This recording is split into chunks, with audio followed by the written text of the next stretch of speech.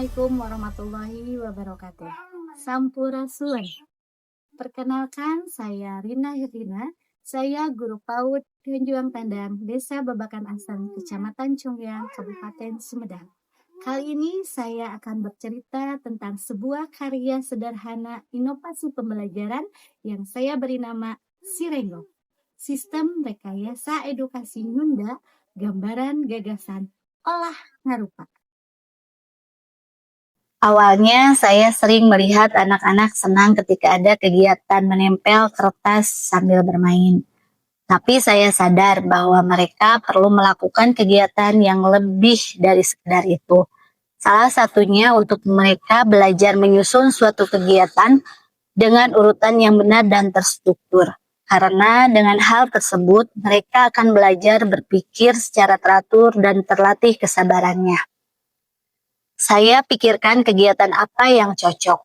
Lalu tanpa sengaja ketika anak-anak sedang istirahat, saya menyadari kalau mereka suka sekali bermain memperagakan kuda renggong. Ada yang berperan sebagai kudanya, ada yang berperan sebagai tanji.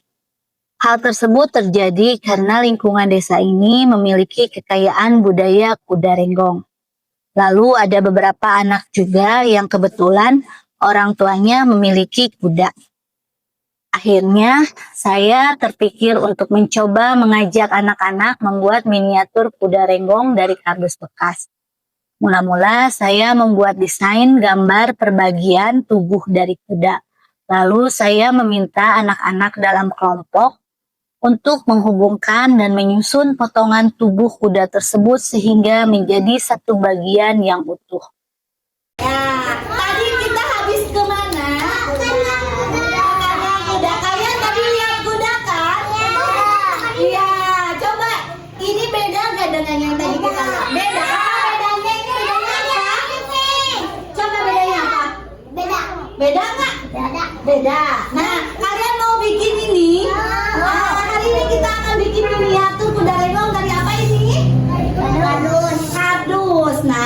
Melalui kegiatan ini, anak-anak menjadi belajar bekerja sama, bertanggung jawab, dan peduli lingkungan karena bahan yang digunakan ialah yang bisa didaur ulang.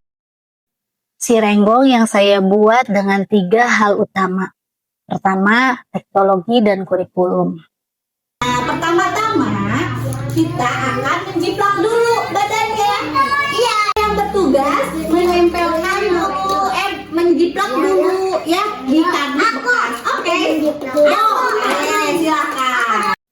Saya ingin anak-anak memiliki cara berpikir komputasional atau perhitungan berbasis komputer, tapi dengan cara yang sederhana dan menyenangkan tanpa alat digital. Mereka belajar memecah masalah jadi bagian-bagian kecil, mencari pola, menyusun langkah kerja, dan mengevaluasi hasil kerjanya. Kedua, pendidikan karakter.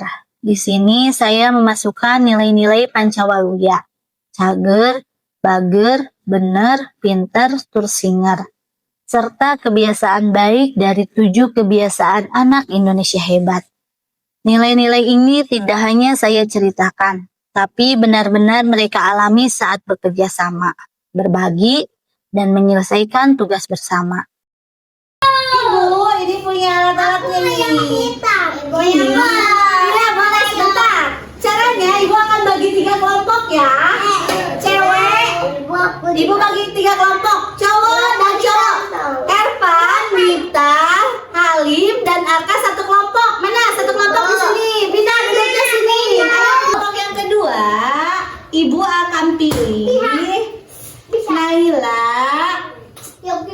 Tete, Gisel, Dipa, sama Pia, sama Gede Ati, sama Abe. Ketiga, kesadaran lingkungan. Semua bahan yang dipakai berasal dari kardus bekas. Anak-anak belajar bahwa dari barang sisa pun bisa jadi karya yang indah, sambil ikut menjaga bumi. Kegiatan Sirenggong saya jalankan dalam 3 tahap: memahami, mengaplikasi, dan merefleksi. Tujuannya bukan hanya supaya anak bisa membuat kuda renggong, tapi juga supaya mereka belajar berpikir, kerjasama, dan bertanggung jawab. Tahap pertama adalah memahami. Di tahap ini, anak-anak saya ajak melihat kuda secara langsung dan juga melihat miniatur si renggong yang sudah dibuat sebelumnya.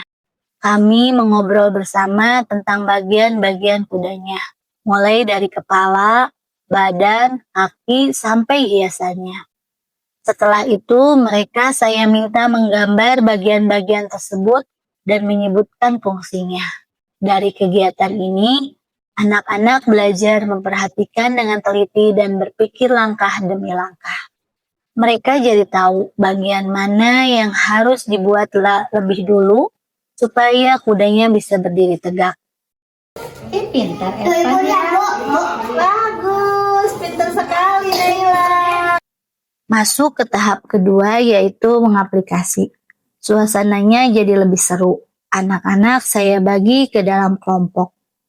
Ada yang tugasnya memotong, menempel, menghias, dan membuat bentuk kudanya. Saya bantu mereka supaya tahu urutan kerjanya. Mulai dari membuat badan, kaki, lalu hiasannya. Di tahap ini, anak-anak juga belajar nilai-nilai baik. Mereka berbagi alat, bekerja sama, dan saling bantu kalau ada yang kesulitan. Setelah miniatur kudanya selesai, kami masuk ke tahap ketiga, yaitu refleksi dan asesmen. Saya tidak hanya menilai dari hasil akhirnya, tapi juga prosesnya. Saat saya tanya dan anak menjawab, Anak soleh? Iya, Bu. Nah, tadi kita sudah membuat apa coba? Siapa yang menjelaskan? Kuda apa itu? Kuda renggong. Siapa yang mau menjelaskan langkah-langkah pembuatan kuda renggong tadi? Ayo Naila, coba jelaskan. Dulu menggunting apa dulu? Pintar terus menggunting. Kemudian setelah menggunting, dengarkan sayang, dengarkan. Setelah menggunting yang ini. Pintar. Yang terakhir dihias nggak? Iya. Kamu senang nggak kudanya bagus dihias sendiri? Coba mana lihat. Nah, Naila sudah bikin kuda sampai dihias. dari jawaban sederhana itu, saya tahu bahwa anak sudah belajar berpikir sebab akibat dan menyusun urutan dengan logika mereka sendiri. Hasilnya luar biasa. Anak-anak yang awalnya bingung, sekarang bisa menjelaskan langkah kerja dengan urut. Mereka lebih percaya diri saat bercerita dan lebih rajin membantu teman. Bahkan mereka sampai kepada pemahaman bahwa sampah yang sepertinya tidak berguna masih memiliki nilai jika dimanfaatkan dengan benar.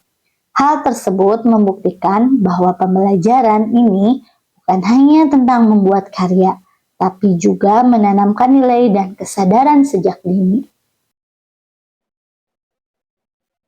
Melalui si renggong, saya belajar bahwa inovasi pendidikan tidak harus mahal ataupun rumit. Dengan bahan sederhana dan ide yang dekat dengan budaya kita, anak-anak bisa belajar banyak hal, berpikir logis, berkarakter, dan peduli lingkungan. Sebagai guru PAUD, saya percaya bahwa dari kegiatan kecil bisa lahir perubahan besar. Kalau anak-anak belajar dengan senang, mereka akan tumbuh menjadi generasi yang cerdas, berakhlak, dan cinta budayanya.